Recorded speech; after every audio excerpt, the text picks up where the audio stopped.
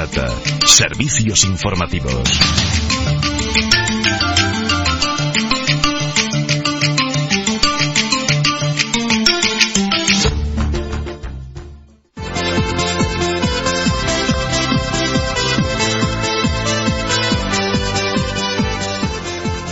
En la nueva sección de Personas Ilustres de Morata de Tajuña, hoy hablaremos del Marqués de Leganés.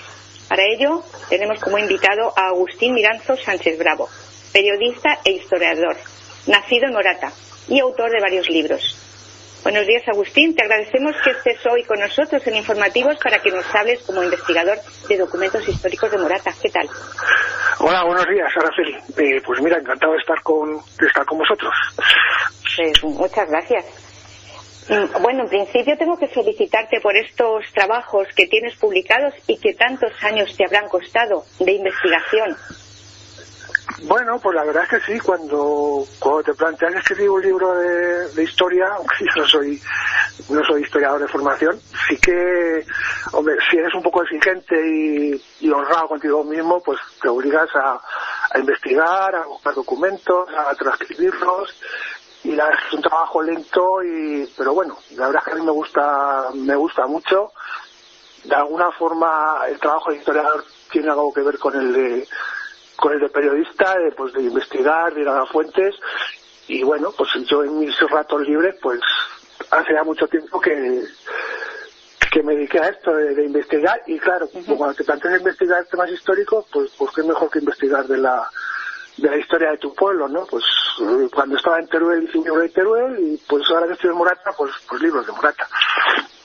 Muy bien, pues ahora vamos a hablar del Marqués de Leganés. ¿Quién era el Marqués de Leganés, Agustín?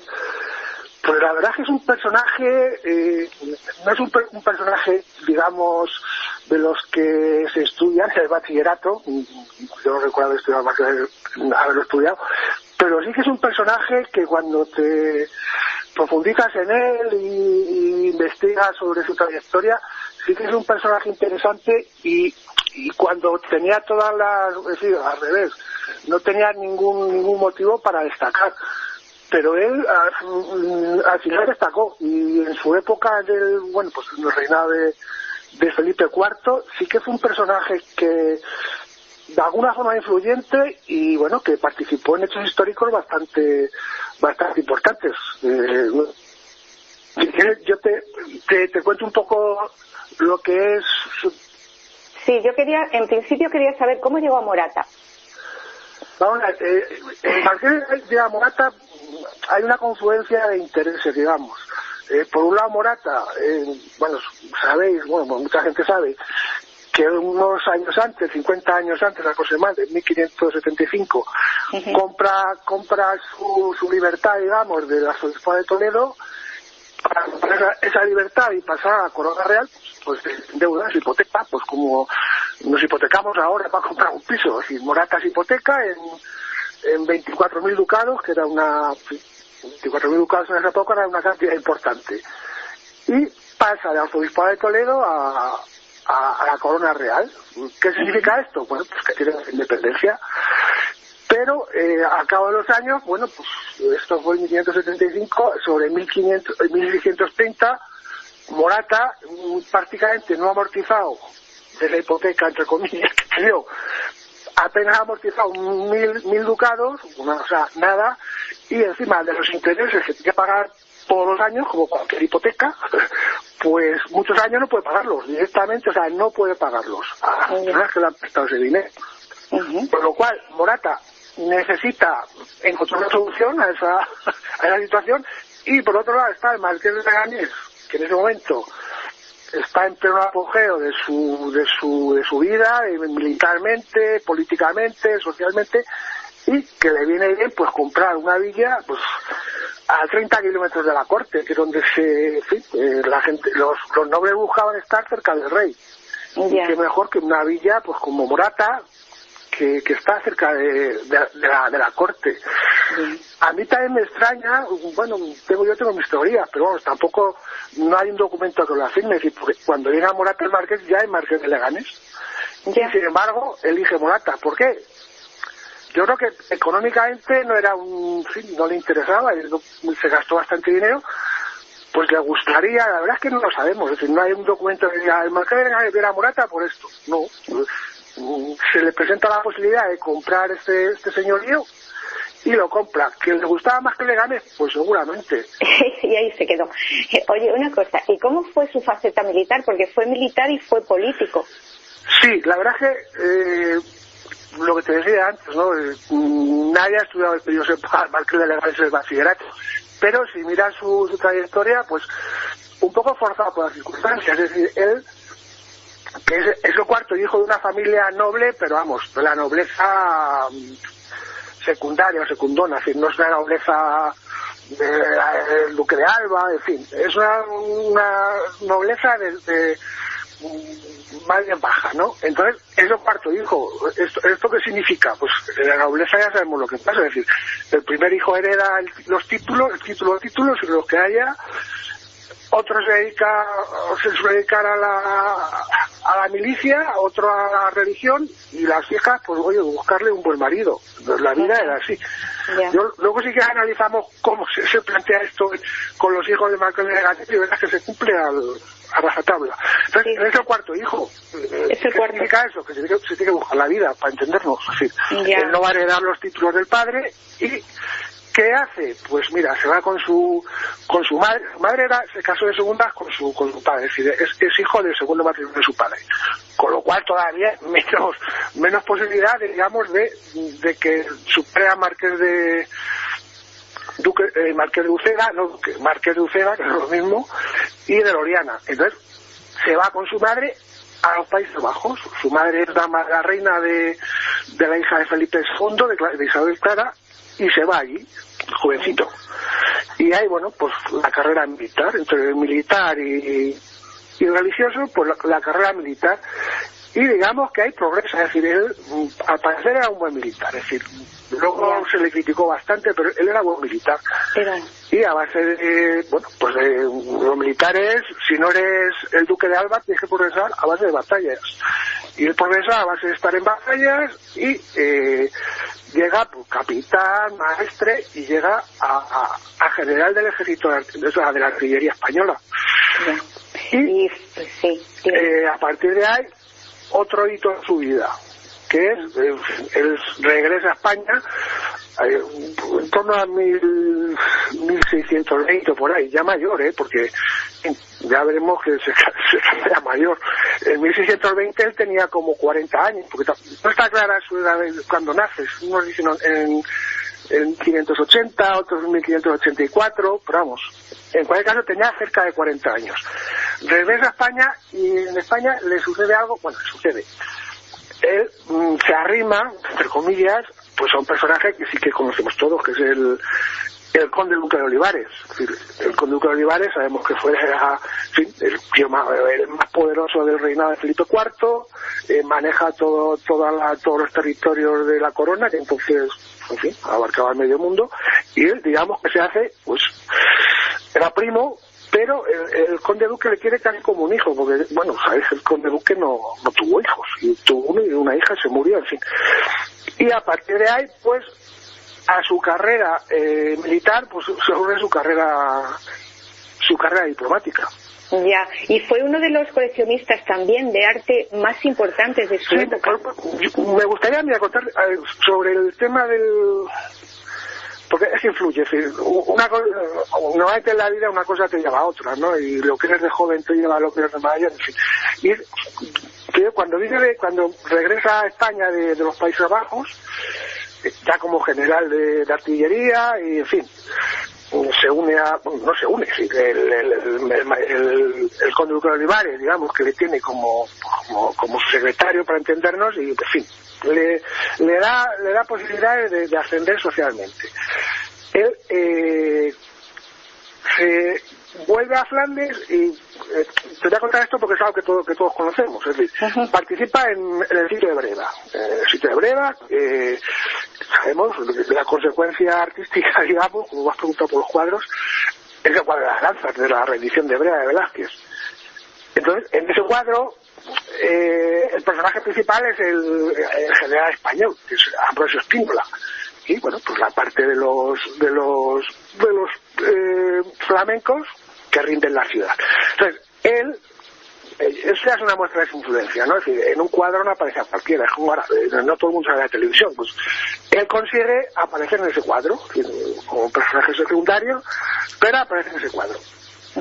Y además, en ese cuadro, el protagonista que he dicho antes es General Espínola, que a la postre, el sitio de Breda fue en 1620, la fecha, en fin, 21, 22, 23, no es exacto. A la postre, el General Espínola se convierte en su suegro. Es decir, Espínola es el padre de quien se convierte en su mujer. Por eso te voy llegando, es decir, porque dices, guau, fue coleccionista de arte. ¿Por qué? Pues, entre otras cosas, porque tenía mucho dinero. Es decir, consiguió mucho dinero. Es decir, cuando se casa con la hija de Espínola, que era, digamos, entre comillas, el general de Felipe IV, es decir, pues, el general. Hay un general, el general Espínola. Eso supone mucho dinero, aparte de que era una familia rica, procedente de Italia. La dote que llevan su mujer se llamaba Policena, un nombre un poco raro, pero bueno. La dote que lleva el matrimonio son 200.000 ducados. Acuérdate que te he dicho antes que Morata se endeuda en 24.000 y era un pastón. Ya. Pues imagínate 200.000 ducados. Eso es una auténtica fortuna. Y a partir de ahí, bueno, pues hay que invertir ese dinero, es decir, 200.000 ducados hay que invertirlos.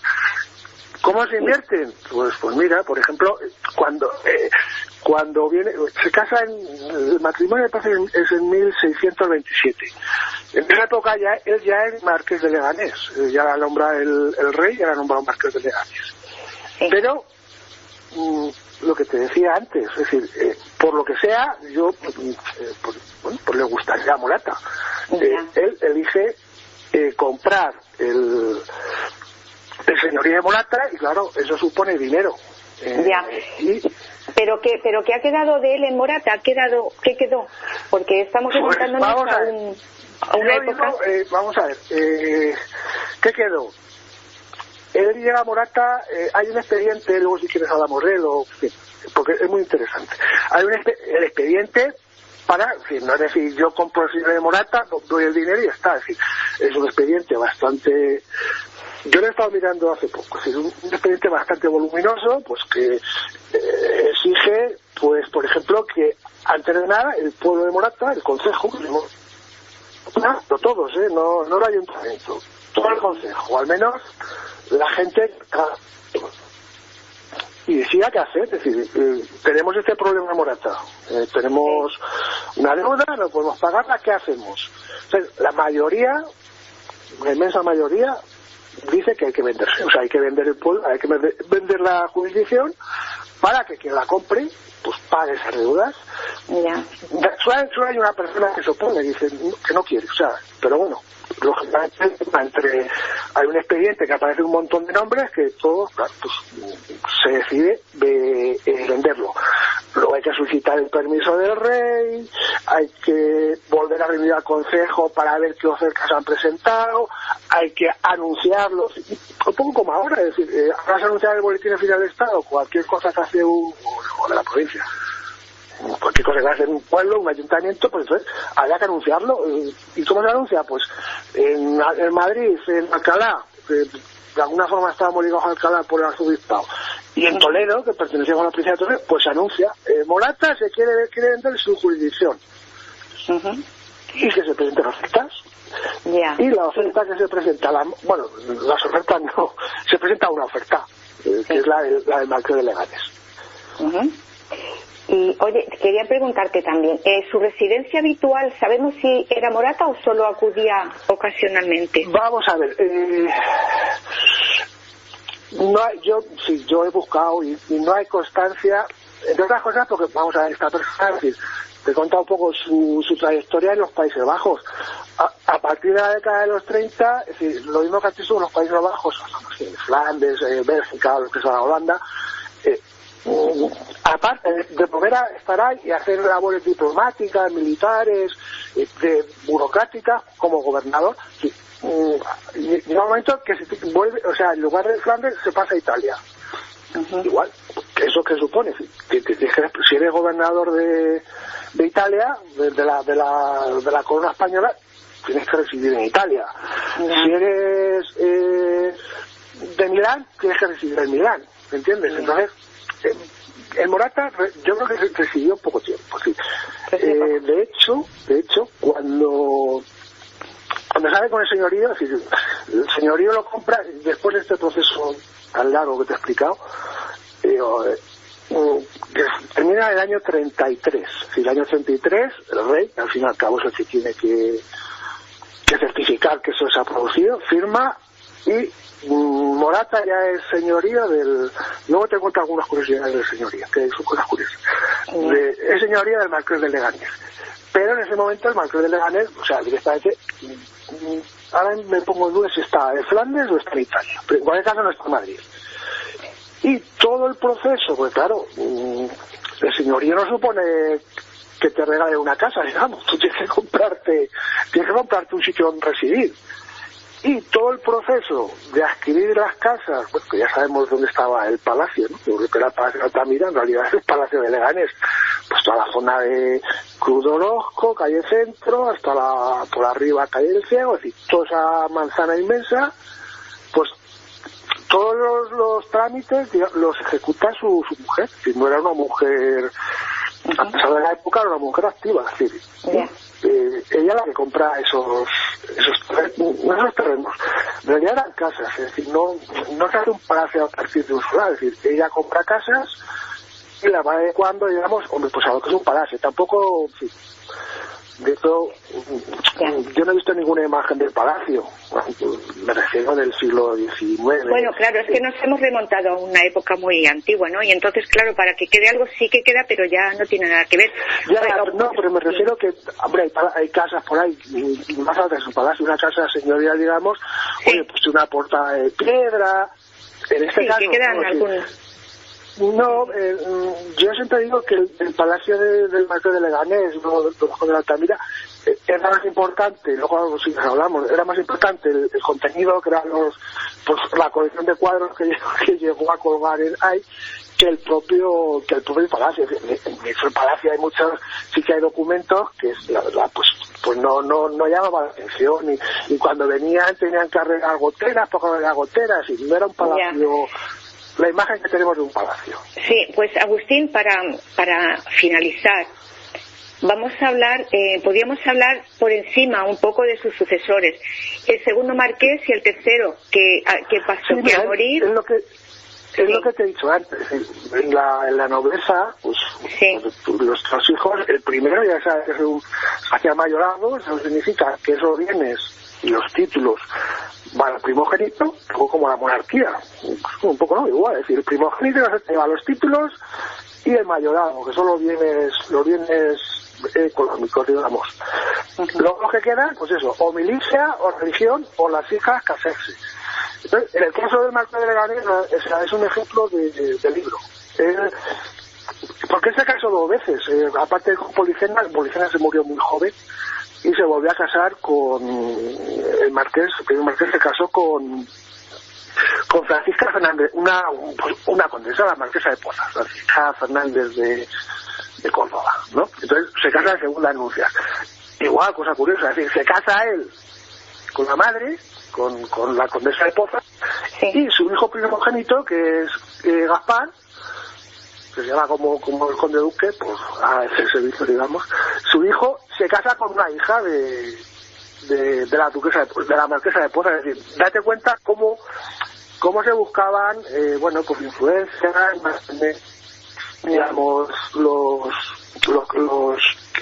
nobiliarios. Entonces el primer hijo ya está casado con una hija de marquesa, con lo cual además del Leganés va a ser Marqués de Pozas. El segundo hijo, se le muere un hijo que es Diego, que muere muy joven, con lo cual lo olvidamos. El segundo hijo se dedica a la religión, es Ambrosio de Guzmán. Pues Guzmán son familias influyentes, pues es rector de la Universidad de Salamanca, es obispo de Oviedo y termina sin cargos importantes. Arzobispo de Santiago, que no es ninguna tontería, y arzobispo de Sevilla, sí, perfectamente situado.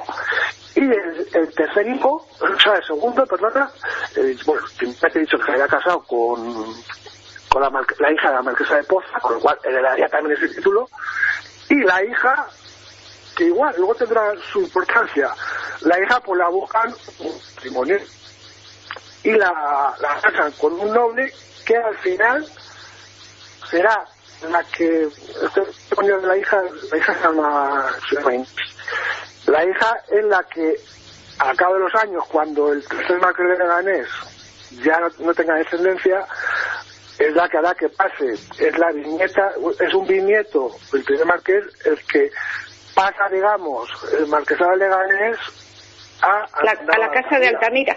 A la casa de Altamira porque al morir no tuvo sucesor, ¿no? Y eso que provocó que el señorío de Morata muere en París, ese muere sin sucesión y arruinado. Y entonces, bueno, en las casas nobles pasa eso, es decir, se busca un descendiente y el más directo es un nieto de la hija de la primera hija del marqués de Leganés, ya un bisnieto del primer marqués de Leganés, pero fíjate ya, claro, él ya pertenece a la casa de Altamira, con lo cual el nombre de Leganés pasa, digamos, a un segundo plano, y por eso ya a partir de esa época, de hecho el palacio de Morata, todo el mundo dice, el palacio de Altamira, en realidad debería ser justicia, debería ser el palacio del marqués de Leganés, justicia.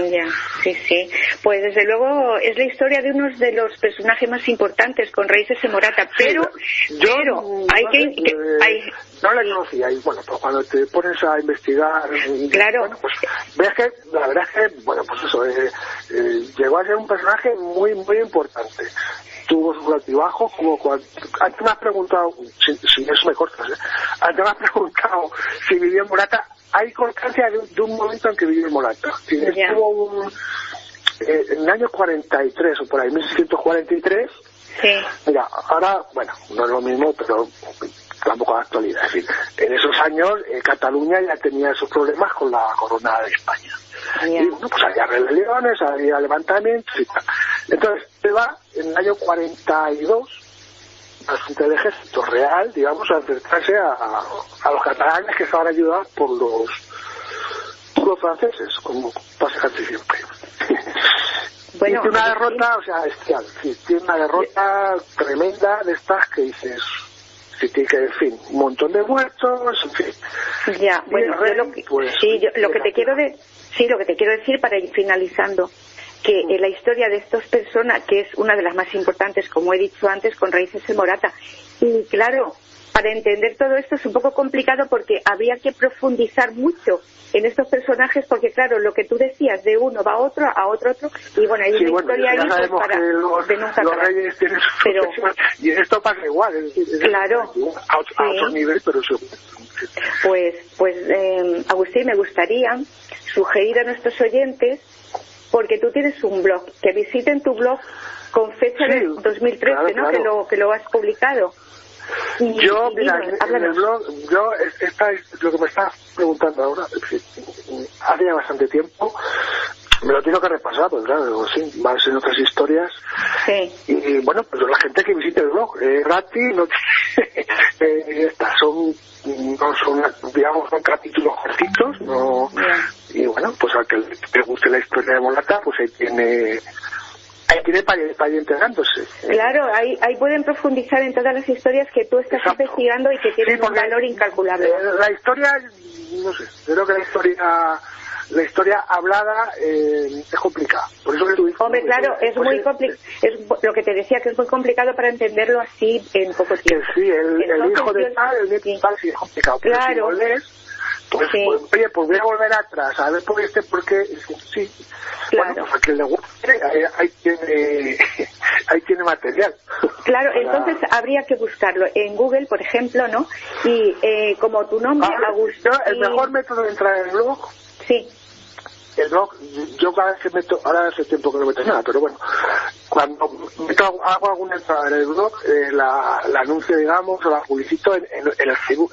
El Facebook es Historia Morata, el Facebook es Historia Morata en Google. Historia Morata, todo junto, y te vas ahí el Facebook. Y en el Facebook, pues tú te vas moviendo por el Facebook y oye, pues lo último que se publicó, en fin, pues vas mirando y vas pinchando y te lleva directamente al blog.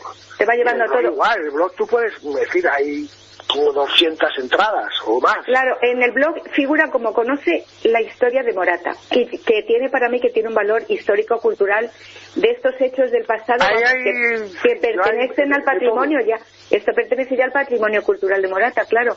Así es que, bueno, pues Agustín, que ha sido un placer que nos hayas informado de la historia del Marqués de Leganés y algunos de los sucesores. Y te lo agradecemos muchísimo. Un poco la historia, porque en fin, ya digo, es un personaje curioso y para mí interesante y bueno, pues de alguna forma pues eso, está muy ligado a Morata, ¿eh? Pues claro, es de lo que se trata, de destacar estas personas que han pertenecido a la historia de ahí, bueno, tanto de la nobleza, bueno, como de otros temas que ya vamos a ir adelantando. Más adelante, vamos. Oye, yo no soy de decir, hay personas que no, que no han estudiado, ni son nobles, ni tienen a lo mejor igual o más interés. Claro, o sea, eso también tiene su interés. La nobleza no es de cuna, es de hecho. Muy bien, pues gracias de nuevo, Agustín Miranzo Sánchez Bravo, que con este nombre te encuentran perfectamente también en Internet. Periodista e historiador. Esperamos verte pronto en la siguiente entrevista, que pueda ser presencial en los estudios de Morata. Ahora de momento me encuentro a 400 y pico kilómetros de Madrid, pero por eso hay algunas dificultades en esto. Pero bueno, de cualquier manera, a ver si ya pronto podemos cubrir todas estos programas ahí en directo, digamos, y presencial, que es lo más importante, a ver si pasa todo esto. Muy bien. Pues muchísimas gracias, Agustín. Gracias a vosotros. Un abrazo. Adiós. Muchas gracias.